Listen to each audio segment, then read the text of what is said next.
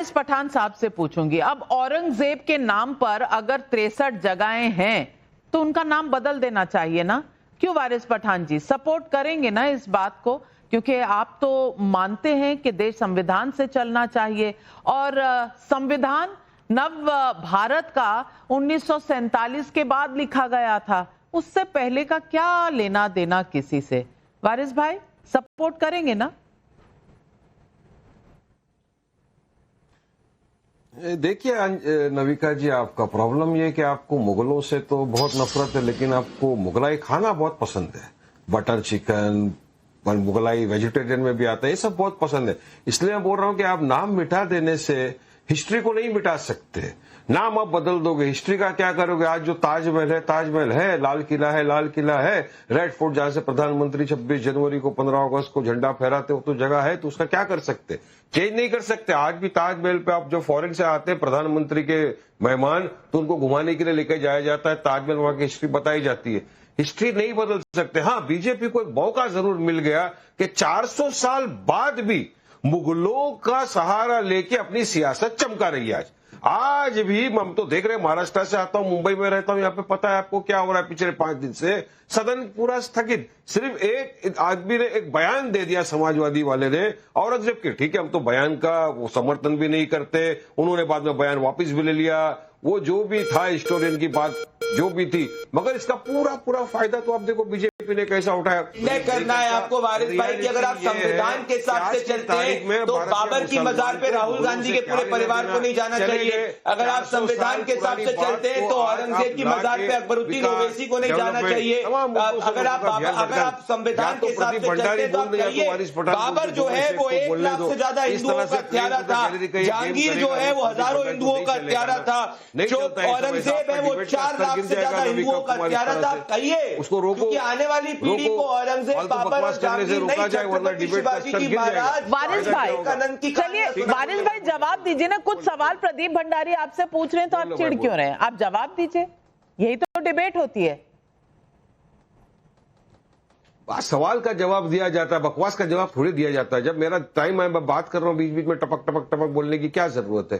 Plane टू द छत्रपति शिवाजी जी महाराज को बकवास कह रहे हैं वारिस भाई? तुम्हारी बकवास बात, छत्रपति शिवाजी जी महाराज को बकवास कह रहे हैं आप? सुनो, अरे सुनो, छत्रपति शिवाजी महाराज और छत्रपति श्यामबाजी महाराज की इज्जत जितना हम करते हैं ना, उतना तुम्हारा तो खानदान नहीं करता होगा। छत्रपति शिवाजी जी महाराज की बोलने की हिम्मत का पार्ट जाके में पढ़ाओ, जाके हम लोग को मत। अकबरुद्दीन ओवैसी जी औरंगजेब की मजार पर गए थे। सुनिए, हम लोग गए थे। ASI प्रोटेक्टेड मॉन्यूमेंट है, वो सेंट्रल गवर्नमेंट के अंदर आता है, हटा दो, नहीं जाएंगे। मगर सरकार एक बोलेगी भी, ASI प्रोटेक्टेड भी करेगी। बाहर बाजार के ऊपर बोल गया था, मोदी जी नहीं गए थे क्या? फूल फेंके नहीं थे क्या? फूल नहीं चलाते है मेरे को। अरे वहां कौन गया था? पाकिस्तान में जिन्ना की कबर पे अडानी, जिन्ना की कबर पे अडानी गए थे, जिन्ना जिसने हिंदुस्तान के तो टुकड़ा कर दिया, उसी कबर पे गए। ये बीच में बोलता है ना, इसको आप बहुत आदत खराब है। अच्छी बात, क्या बात कर रहे हैं आप? प्रभु श्री राम का मंदिर और रथ यात्रा वाले लोग हैं, खुशी हो जाए। समझे आप वारिस भाई? आप जाके याकूब मेनन के लोगों को टिकट देते हैं, आज भी जाके अयोध्या में प्रभु श्री राम का मंदिर बना तो बोलते हैं कि आपको बाबरी याद आती है।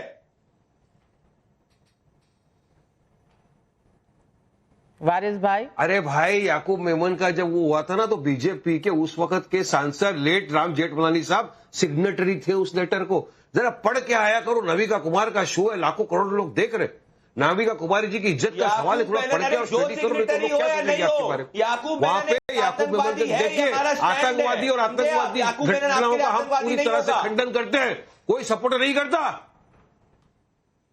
गोडसे बोले तुम्हारे लिए, चले बताओ, गोडसे बोले देश का सबसे बड़ा आतंकवादी नथुराम गोडसे, जिसके तुम चेले हो, जिसने महात्मा गांधी का कत्ल कर दिया था। गोडसे के खिलाफ मैं बोलता हूं। अरे मैं कह रहा हूं गोडसे के खिलाफ मैं बोलता हूं। मुर्दाबाद। अरे मैं गोडसे के खिलाफ, बाबर और औरंगजेब के खिलाफ बोलो ना। बाबर, औरंगजेब, बाबर, औरंगजेब और याकूब मेनन के खिलाफ बोलो। अरे मैं बोल रहा हूं, हमेशा बोले, आप बोलो ना, आपके मुंह से निकालो शब्द। चलो गोडसे मुर्दाबाद निकालो वारिस भाई। चले गए यार, छत्रपति शिवाजी बाबर की बात फूल आ रहे हो, आज बताओ ना। तारिक खान भाई, इस देश में अगर स्तुति गान होगा औरंगजेब का, तो कुछ लोग सवाल तो उठाएंगे इस देश में अगर सड़कें मोहम्मद बिन तुगलक के नाम पर होंगी तो लोग सवाल उठाएंगे। मैं पूछना चाहती हूं, इस देश में क्या बाबा बागेश्वर अब बिहार भी नहीं जा सकते?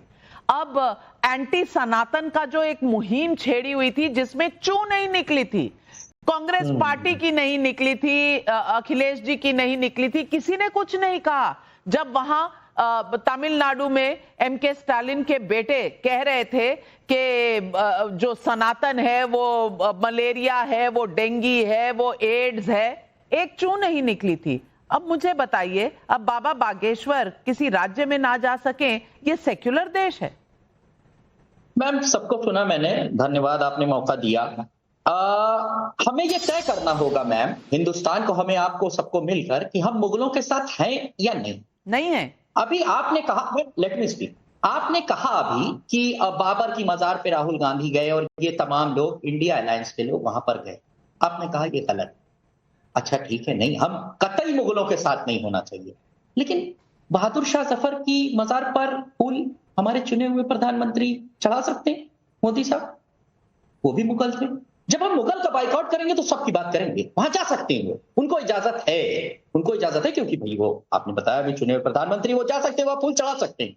जब G20 में हम बुकलेट छापेंगे तो लिखेंगे अकबर एक महान शासक था। जब हम कह रहे हैं, आप कह रही हैं, हम विरोध कर रहे हैं मुगल बादशाहों का, तो सबको एक कैटेगरी में रखे, और अगर नहीं है तो उसको स्पेसिफिकली बताए ना कि ये ठीक है, ये खराब है। अब उधर अकबर अच्छा था, अब इधर वहां जाएंगे, जब म्यांमार जाएंगे प्रधानमंत्री, वहां फूल चढ़ा सकते हैं, कोई और नहीं चढ़ा सकते, कोई और किसी और को इजाजत नहीं, आपको सारी इजाजत है। ये बात कही, इस पे एतराज है मुझे, ये कैसे हो सकता है? सुजाता पांडे जी, लोग औरंगजेब की अगर बात कर रहे हैं तो तारिक खान को इतनी दर्द क्यों हो रही है? आक्रांताओं के खिलाफ नहीं बोलना चाहिए, क्रूरता के खिलाफ नहीं बोलना चाहिए? नहीं, बिल्कुल नाविका जी, देखिए, ये जितने भी, चाहे वो गांव हो, शहर हो, संग्रहालय हो, सरकारी संस्थान हो, जो भी मुगल आक्रांता हो, मैं तो कहती हूँ कि अंग्रेजों के नाम पे भी हो, उनके चिन्ह मिटने चाहिए, क्योंकि ये न किसी तरह से पहचान है, और हमारी पहचान गुलामी की, अत्याचार की, मुगल आक्रांति न किसी तरह से पहचान है, और हमारी पहचान गुलामी की, अत्याचार की, मुगल आक्रांताओं के इस्लामिक कन्वर्जन के जो आइडिया था उसकी, या फिर जो जिस तरह से जौहर किया गया, जैसे हजारों हिंदुओं को मारा गया और जिस तरह से मंदिरों को तोड़ा गया, उससे पहचान नहीं होनी चाहिए। पहचान होनी चाहिए गर्व से, और वो गर्व तभी आएगा जब उनके नाम ही हमारे हीरोज, रियल हीरोज पे होंगे। आपको याद होगा जब औरंगजेब लेन का नाम बदल के अब्दुल कलाम के नाम पे किया गया था, तो उसका भी कांग्रेस पार्टी ने कहा था कि ये भी राजनीति हो रही है। अरे आप अपने हीरोज ही ठीक से नहीं चुन पा रहे हैं। अकबर हमारा हीरो नहीं है, बाबर हमारा हीरो नहीं है, हुमायूं हमारा हीरो नहीं है, औरंगजेब हमारा हीरो नहीं है। हमारा हीरो पता है कौन है? हमारा आदर्श कौन है? हमारा आइडियल कौन है? पता है उसका क्या नाम है? प्रॉफिट मोहम्मद सल्लल्लाहु अलैहि वसल्लम, वो हमारे आइडियल। फिर औरंगजेब के कसीदे जब अबू आजमी पढ़ रहे थे तो उस पर अखिलेश यादव जी लाइन क्यों ले रहे हैं? क्यों कह रहे हैं सच को दबाया नहीं जा सकता? मुझे समझा दीजिए ना। सच को दबाया नहीं जा सकता किस कॉन्टेक्स्ट में कहा उन्होंने? एक शासक को शासक की तरह ही देखना चाहिए, वो कोई भी हो। अच्छा, आपके हीरो नहीं है, लेकिन शासक को शासक ही देखना चाहिए। प्रदीप भंडारी, ये देखिए, ये सच निकल आया। आप गोडसे के खिलाफ बोल सकते हैं, ये औरंगजेब के खिलाफ कतई नहीं बोल सकते। नविका जी, मैं आपके शो पे एक और चैलेंज देता हूं, क्योंकि इनकी पोल आज आपके शो पे खुलती जा रही है। आपके शो को पूरा देश देखता है। ये रहा अखिलेश यादव जी का ट्वीट। पिछले 10 साल में एक ट्वीट दिखा दीजिए इनका बाबर के खिलाफ, औरंगजेब के खिलाफ। एक ट्वीट औरंगजेब के खिलाफ इनका दिखा दीजिए। ये रहा अखिलेश यादव का पूरा ट्विटर हैंडल, मैंने कगाला एक पूरे एल्गोरिथम में डाल के। एक ट्वीट नहीं है इनका एपीजे अब्दुल कलाम की जितनी बार इन्होंने तरफदारी नहीं करी होगी, उतना बार उन्होंने औरंगजेब का महिमा मंडन किया है। दूसरा चैलेंज आपके शो पे देता हूं, वारिस पठान ने और असदुद्दीन ओवैसी ने कितनी बार एपीजे अब्दुल कलाम की तारीफ करी? कितनी बार जाके उन्होंने औरंगजेब की तारीफ करी, जिससे वो औरंगजेब की तारीफ करते हैं। इनके आदर्श एपीजे अब्दुल कलाम हो ही नहीं सकते, इनके आदर्श औरंगजेब है।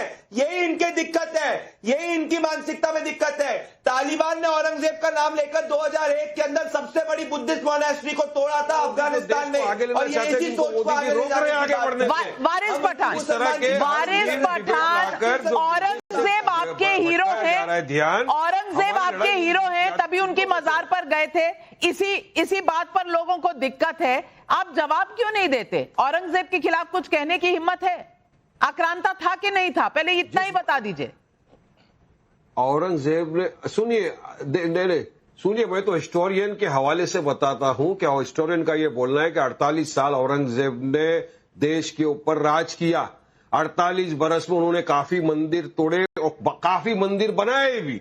उनके टाइम में जीडीपी बहुत अच्छा था। उनके वक्त में वो खुद अपने हाथ से टोपी सिल के ये पहनते थे। अब वो क्रूअल थे, सही थे, अच्छे थे, तो हिस्टोरियन जाने। मैं तो पैदा नहीं हुआ था जब भी। मगर आज भी बीजेपी को उनकी जरूरत पड़ रही है अपनी सियासत चमकाने के लिए। सोचिए, औरंगजेब नहीं होता तो आज बीजेपी 5 दिन से महाराष्ट्र के अंदर। हम थोड़ी गए औरंगजेब की मजार पे वारिस भाई, आप क्या करेंगे? भूल जाएंगे आप उनको भूल नहीं सकते जिन्होंने आजादी की जंग लड़ाई में अपनी जानें गंवाई थी। उन मुसलमानों को आप कैसे भूल सकते हो? चलो बताइए ना, उस वक्त आरएसएस का क्या रोल था? अरे औरंगजेब ने नहीं गंवाई है, के तलवे चाट रहा था। वारिस भाई, मैं आपसे एक छोटा सा सवाल पूछती हूँ। चलिए, मैं औरंगजेब के बारे में पूछ ही नहीं रही। मेरे को जहाँ जाना चाहूंगा। वारिस भाई, मैं औरंगजेब के बारे में मत नहीं पूछ रही। आप रुक तो जाइए। औरंगजेब के बारे में नहीं पूछ रही, मैं पूछ रही हूँ आप शिवाजी महाराज को मानते हैं? अडवाणी कहाँ गए थे?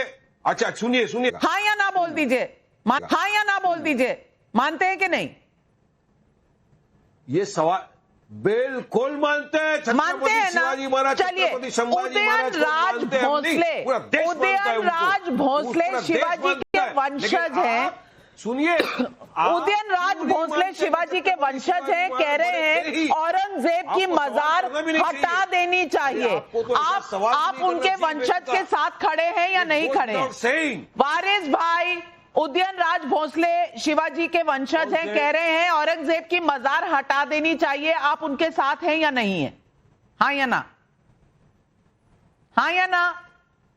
उनको पहले तो एएसआई का मैन्युअल जाके दे दो, बता दो एएसआई सेंट्रल गवर्नमेंट के अंदर आता है। सेंट्रल गवर्नमेंट उसको एएसआई प्रोटेक्टेड मॉन्यूमेंट डिक्लेयर किया है। अगर उखाड़ के लेके चले जाएंगे, लेके चलेंगे, हम क्या कर सकते हैं? अरे भाई, कानून तुम्हारा, दादागिरी तुम्हारी, जुडिशरी तुम्हारा, सब कुछ तुम्हारा, होम मिनिस्टर तुम्हारा, प्राइम मिनिस्टर तुम्हारा, संभल भी तो एएसआई प्रोटेक्टेड था वारिस भाई, सब तुम्हारा।